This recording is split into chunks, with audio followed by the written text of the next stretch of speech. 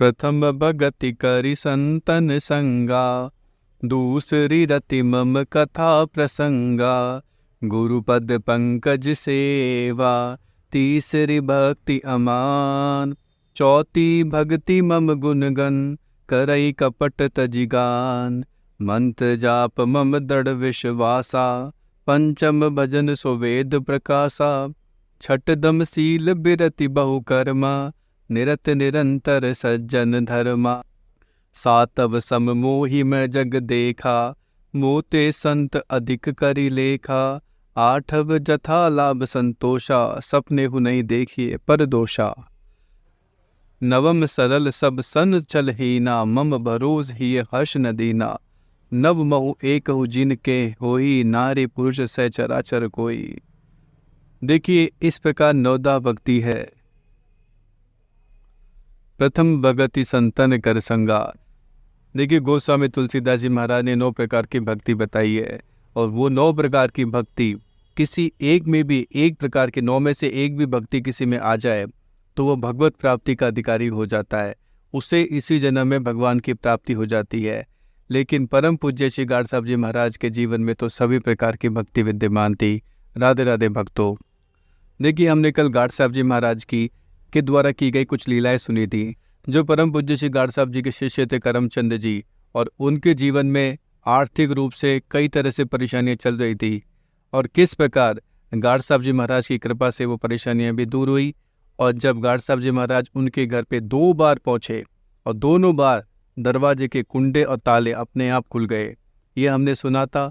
इसके अलावा किस प्रकार व्यापक दृष्टि परम पूज्य श्री गाड साहब जी महाराज की बन गई थी कि जड़ चेतन जग जीव जतो, सकल राम में जान। सब में उनकी ब्रह्म दृष्टि बन गई थी कि सब में मेरे कन्हैया है, सब में मेरे गाड साहब जी है, सब में मेरे ठाकुर जी है। और इतना बड़ा नाग जो एक साथ व्यक्ति को एक बार में निकल सकता है, पूरे खड़े हुए आदमी को, इतना विशाल काय नाग था कि एक बार में आदमी को एक बार में निकल जाए। ऐसा नाग जब परम पूज्य श्री गाड साहब जी महाराज के समीप आ रहा था तब भी वो निर्भय थे, उन्हें किसी प्रकार का भय नहीं था, और उसमें भी वो भगवान का ही दर्शन कर रहे थे। ये लीला हमने कल सुनी। देखिए आज मैं आपको जो लीला बताने जा रहा हूँ बहुत विलक्षण लीला है, बहुत आनंद आएगा। देखिए संतों का जो स्वभाव होता है, संतों का अंतःकरण इतना पवित्र होता है, इतना निर्मल होता है, वो किसी के दुख नहीं देख सकते, और ख़ास तौर से अपने शिष्यों के जो दुख हैं वो तो देख ही नहीं पाते हैं। दया के सागर होते हैं संत। तो भगवान ने तो कहा है कि मुँह से अधिक संत करे लेखा, कि मुझसे भी अधिक कुछ है तो वो संत है। देखिए दुनिया में भगवान से भी ज़्यादा एक्स्ट्रा अगर गुण है वो संत में है। अगर भगवान को एक तरफ रखा जाए और एक तरफ संतों के गुणों को रखा जाए तो संतों का पलड़ा भारी रहेगा। जैसे ऐसा कौन सा गुण है जो संत के पास अधिक है, भगवान के पास नहीं है? वो कौन सा गुण है? सोचिए, विचारिए। वो है सिफारिश का गुण। अपने भक्तों की, अपने आश्रितों की सिफारिश करना संतों का स्वभाव है। संत भगवान के चरणों में समर्पित कर देते हैं और कहते हैं ये आपका है, आज से इसे संभालिए। संत ही सिफारिश करते हैं। भगवान किसको सिफारिश करेंगे? भगवान अपने आप को सिफारिश थोड़ी करेंगे। लेकिन ये एक्स्ट्रा गुण संतों के पास ही होता है। संत अपने भक्तों का, अपने आश्रित जनों का दुख नहीं देख पाते, वो उनमें दया अपार रूप से भरी रहती है। तभी तो संत परहित के लिए जीते हैं, समाज के लिए जीते हैं। संत खुद के लिए नहीं सोचते हैं, खुद का स्वार्थ नहीं रहता संतों का। इसी प्रकार की कुछ लीलाएं। देखिए करमचंद जी जिनके बारे में हमने कल सुना था, उनका बेटा जो कि 9वीं क्लास में पढ़ता था और उसका परीक्षा परिणाम आ गया और वो फेल हो गया। वार्षिक परिणाम जो उसका था, एनुअल रिजल्ट जिसे कहते हैं, वो आ चुका था और वो फेल हो गया था। और फेल होने के बाद में वो 6 दिन तक रोता रहा, दुखी होता रहा कि मैं फेल हो गया, अब मैं पास नहीं हो पाऊंगा। बहुत दुखी हुआ, बहुत दुखी हुआ। उसकी जो माँ थी वो भी बड़े परेशान कि क्या करे, कैसे चुप कराया जाए। इतना रोए, इतना दुखी हो कि माँ मैं फेल हो गया। तब अंत में देखिए, जिसके पास जो चीज़ होती है वो उसके पास ही लेके जाता है। देखिए, अंत में जो उनकी माताजी थी वो परम पूज्य श्री गाड साहब जी महाराज के पास उनको लेके गई, और गाड साहब जी महाराज के पास जाकर जब उन्होंने जब उसके दुखी होने का कारण गाड साहब जी ने पूछा, तो उसने इतना ही बोला था कि मेरा परीक्षा परिणाम। तो बस इतना ही बोला था, आगे बोल भी नहीं पाए थे, इतना ही बोल के चुप रह गए। तो गाड साहब जी महाराज ने कहा कि आप चिंता ना करें, कन्हैया जी हैं, आप चिंता क्यों करते हैं, किशन जी महाराज है ना, वो कर देंगे तुम्हें पास, वो पास हो जाओगे, तुम चिंता मत करो।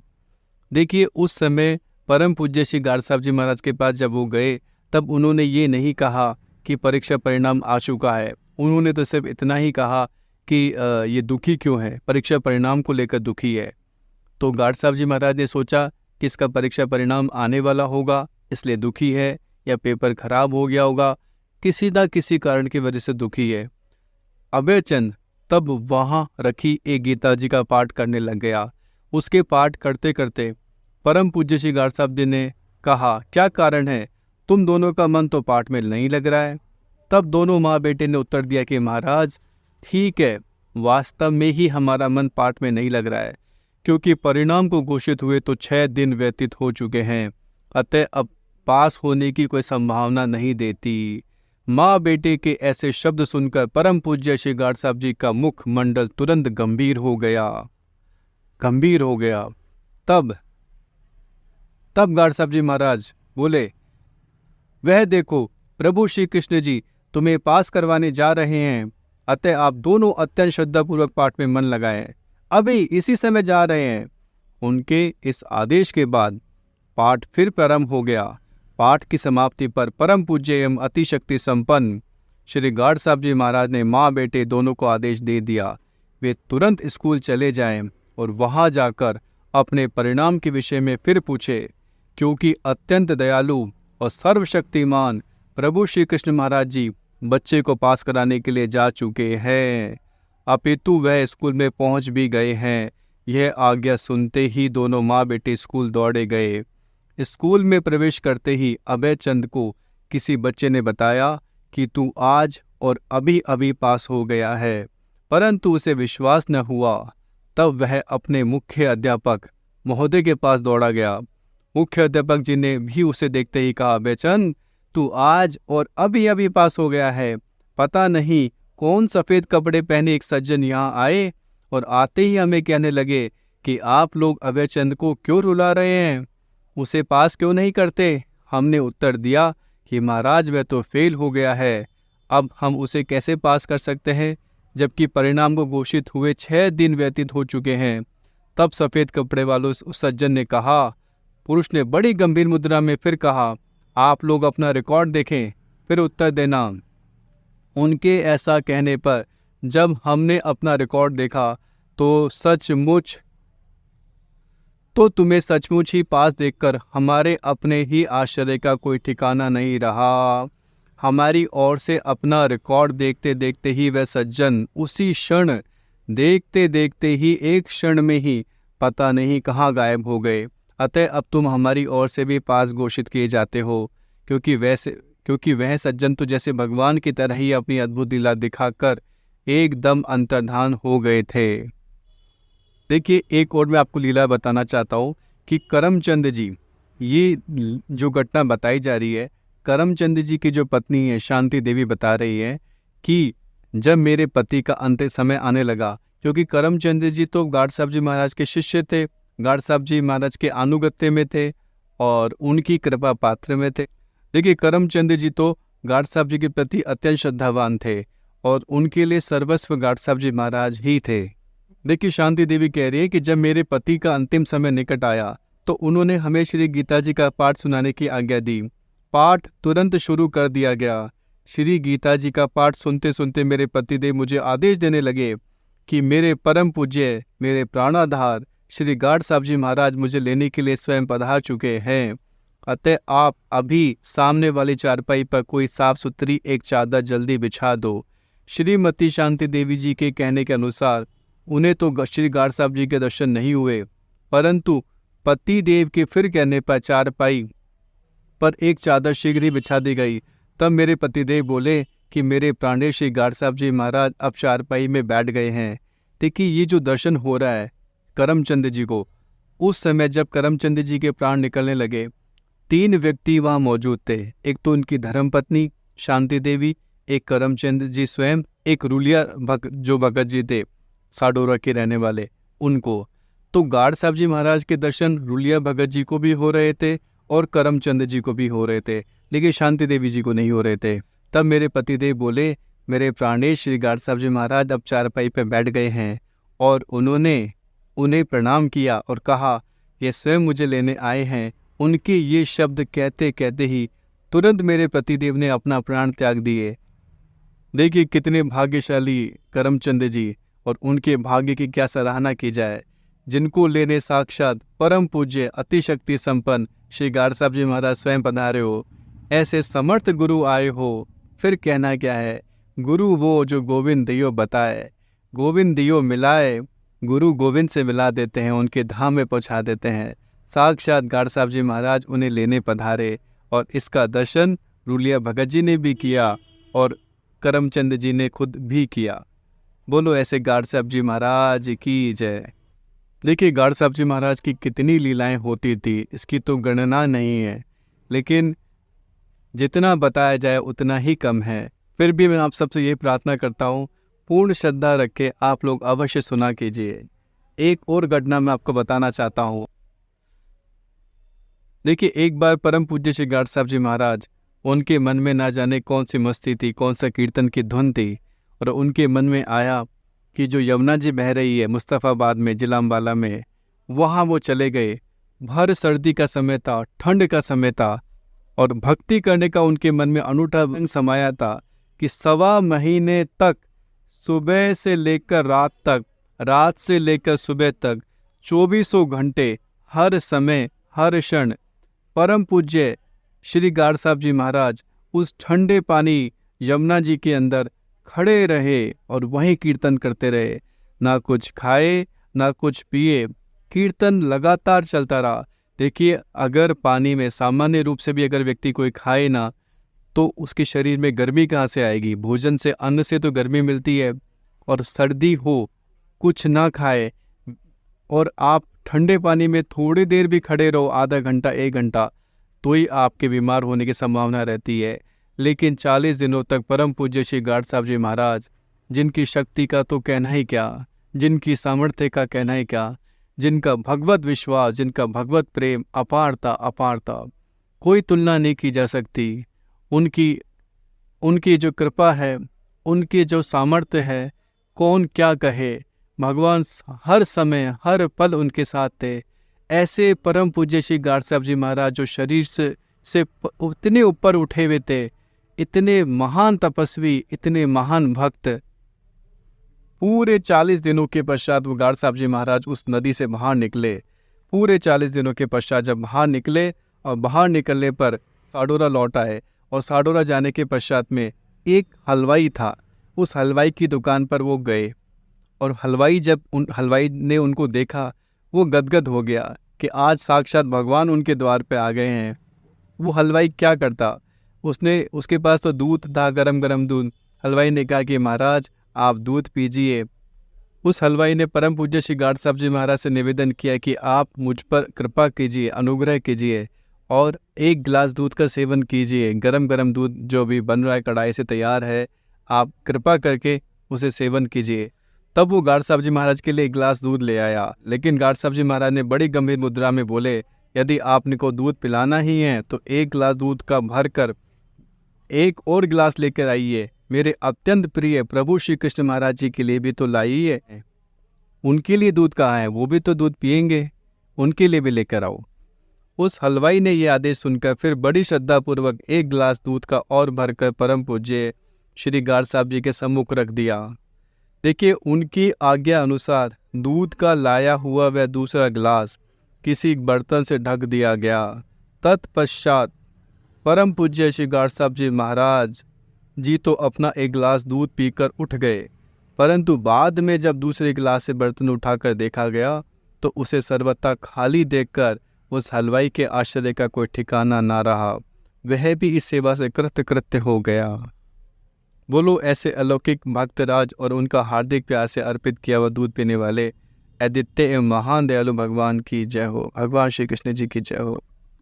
देखिए ये जो मार्ग है, ये मार्ग तो भक्ति का मार्ग है, श्रद्धा का मार्ग है। जिनकी जिसकी जैसी श्रद्धा होती है उसको वैसा ही परिणाम मिलता है। जिसकी श्रद्धा नहीं होती उसको कुछ भी नहीं मिलता है। इसलिए तो कहते हैं जिनकी जैसी श्रद्धा है, भक्ति है। और श्रद्धा भक्ति कैसे बढ़ती है? जब हम अच्छे लोगों का संग करते हैं, सात्विक हमारा संग होता है, संतों का संग होता है, संतों के चरित्र सुनते हैं, गीता जी, भागवत जी, रामायण जी, इनके पाठ करते हैं, कीर्तन करते हैं, भगवान का नाम लेते हैं, तब हमारा अंतःकरण पवित्र होता है। जब हम भगवान को निवेदित भोग जो प्रसाद होता है उसे ही ग्रहण करते हैं, तब हमारा मन और पवित्र होता है। भगवान की सेवा, भगवान की पूजा, 9 प्रकार की भक्ति बताई ना, उनमें से भगवान की सेवा जैसे अपन करते हैं, पूजा करते हैं, अर्चन करते हैं, तो हमारा चित्त भगवान से जुड़ जाता है। और भगवान से जुड़ते ही वो वाइब्रेशंस, वो कृपा हमें मिलना चालू हो जाती है। उससे हमारे अंदर की जो गंदगी है वो दूर होती है। ये जो मार्ग है भक्ति का मार्ग है। रामायण में भगवान कह रहे हैं, खुद कह रहे हैं, भगवान राम खुद कह रहे हैं कि पाप वंत कर सहज स्वभावो, भजन मोर तेहि भावनाओ। भगवान कह रहे हैं कि जिन व्यक्तियों के पाप अधिक हैं, पाप वंत कर सहज स्वभाव, जिनके पाप अधिक हैं वो मेरा भजन नहीं कर पाते। और जिनके पाप कम हैं, जिनके पुण्य ज़्यादा है, वो मेरा भजन करते हैं।